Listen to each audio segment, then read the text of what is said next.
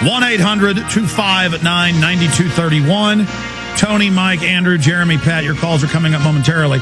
Again, Dr. Blaylock, we could have you back up the next few weeks for another full show just on the healthcare plan. But I go back to this. I've read the same subsections you're reading. My dad's a physician, so growing up, I know enough about how healthcare works. He's also been a medical care consultant, both hospitals and dental offices, so I can specifically read this and understand a lot of it. But I've seen what the experts have said as well, and I've read it. It's very clear. This is a total takeover of 20% of our economy, and the lying about it. But you were getting into the death panels.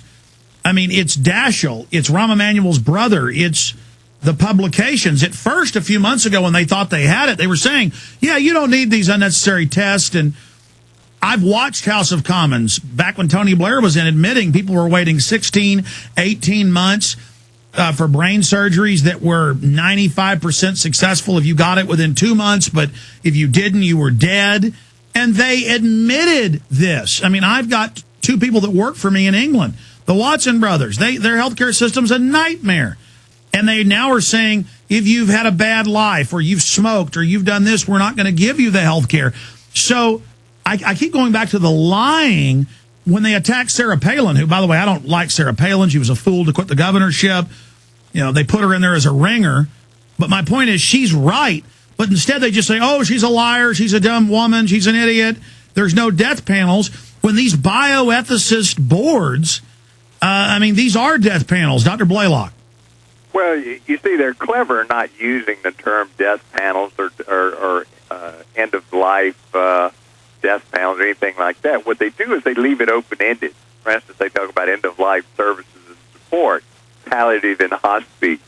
Well, if you know about hospice, what they did to them is you're allowed to, or you're supposed to transfer a patient to hospice if you think they'll die in 6 months.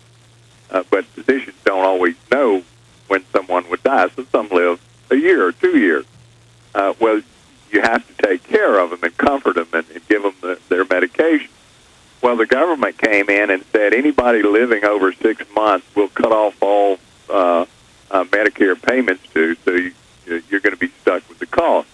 Well, the hospice program said, well, we can't assume this cost, so they started injecting the patients with morphine, so they would die within 6 months.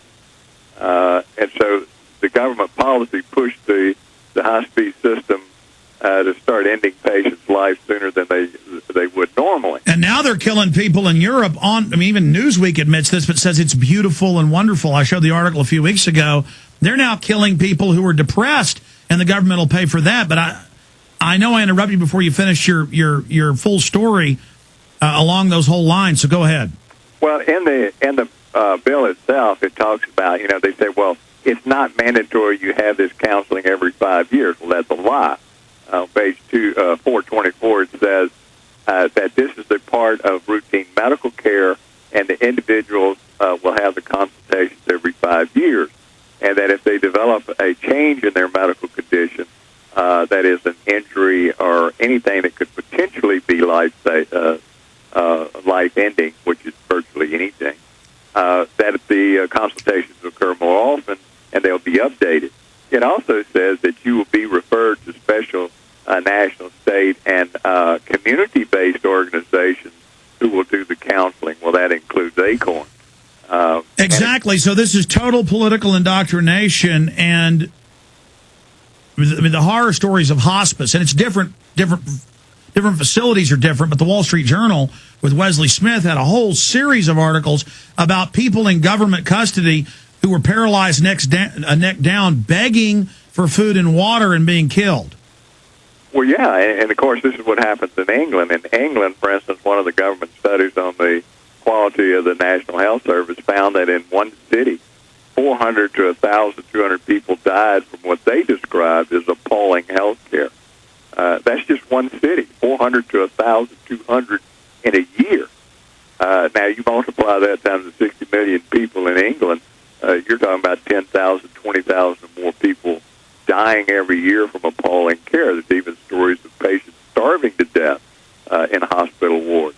And I had a friend of mine who lives in Louisiana, and he told me the story of one of his close friends whose daughter daughter was a medical student. She went to England to work in the National Health Care Service to see what it was like. She developed pneumonia, was admitted to a hospital, and for 6 days she never saw a physician and never received any medication. She was progressively getting worse and was afraid she was going to die. She called home to her mother. Her mother flew to England, picked her up, flew her back home to Louisiana, and had an ambulance carried to the hospital. Now, that's how they treat the medical students. For 6 days, she wasn't even seen by a physician. She could have died.